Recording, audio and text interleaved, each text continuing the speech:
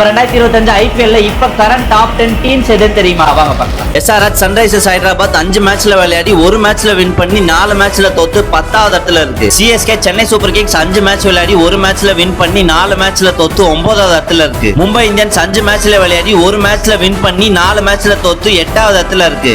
Rajasthan Royals 5 மேட்ச்ல விளையாடி 2 match win பண்ணி 3 மேட்ச்ல தோத்து 7வது இடத்துல இருக்காங்க. KKR Kolkata night Riders 5 match விளையாடி 2 மேட்ச் வின் பண்ணி 3 மேட்ச்ல தோத்து 6வது இடத்துல இருக்காங்க.